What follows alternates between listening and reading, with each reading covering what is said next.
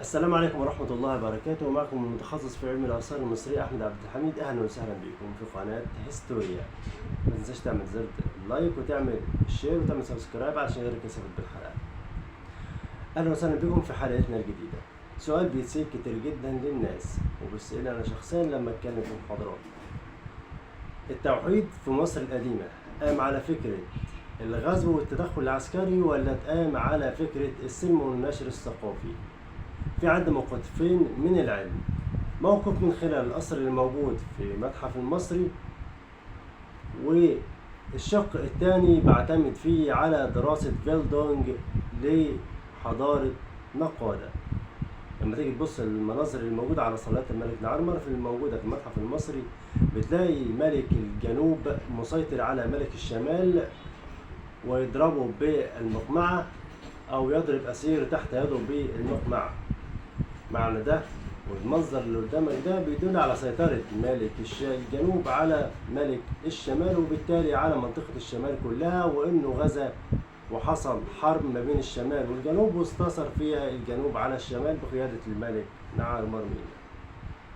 طيب بالنسبة للدراسات اللي قام بيها العالم فيلدونج، وده عالم في الآثار المصرية، عالم كبير جدا وله دراساته السخية في الآثار المصرية، بيقول لك انه من خلال دراسته لمنطقة الآثار اللي موجودة في منطقة أبو عمر التي ترجع للعصور النقادية، إن القادمين من الجنوب إلى الشمال ما هم إلا تجار أو أكثرهم تجار عن إنهم محاربين. وده لأن البقايا اللي موجودة في المقابر بتاعتهم عبارة عن أواني من الفخار وبقايا وأساس جنزي يدل على إنهم كانوا تجار، لأنهم لو كانوا محاربين كان الأساس الجنزي بتاعهم كان فيه عبارة عن أسلحتهم وكان دروعهم وأي شيء حربي كانوا بيستخدموه، لأن المصري القديم كان دايما بيحط الأساس الجنزي بتاعه كل ما يمسه في حياته. يعني أي حاجة بيستخدمها المصري القديم في حياته بيحطها كأساس جنزي في المقبرة بتاعته، وده احنا لمسناه جدا في كتير من المقابر الملكية أو الغير الملكية. فبالتالي لما تبص تعمل المقارنات أو الأحداث أو الحاجة اللي تحت إيدك كأدلة أثرية أو أدلة علمية بتؤسس علم أو موقف حضاري أو تاريخي بتتكلم فيه، بتكلم بناء على حاجات ملموسة قدامي. يبقى دراسة فيلدونج هي الدراسة الأقوى، إن العالم المصري أو التاريخ المصري أو التوحد المصري قام على توحد ثقافي.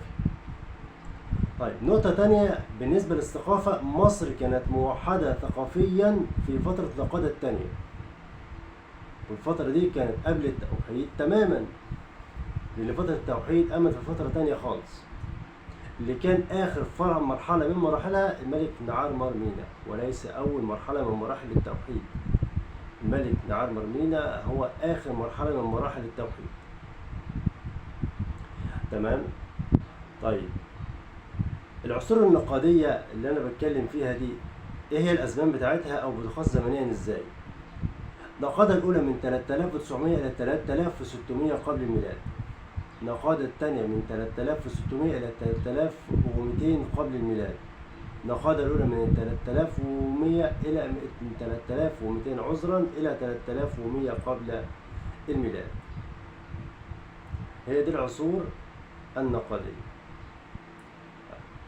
دي مقدمة للحلقات اللي جاية إن شاء الله. الحلقات الجاية هنتكلم عن إزاي تم التوحيد، وبعد كده نتناول الملوك، ملك وأعماله وآثاره وسياسته الداخلية والخارجية. تابعونا إن شاء الله في سلسلة الحلقات الجاية. كان معكم أحمد عبد الحميد من قناة هيستوريا، وأتمنى تكون الحلقات الجاية تعجبكم إن شاء الله. والسلام عليكم ورحمة الله وبركاته.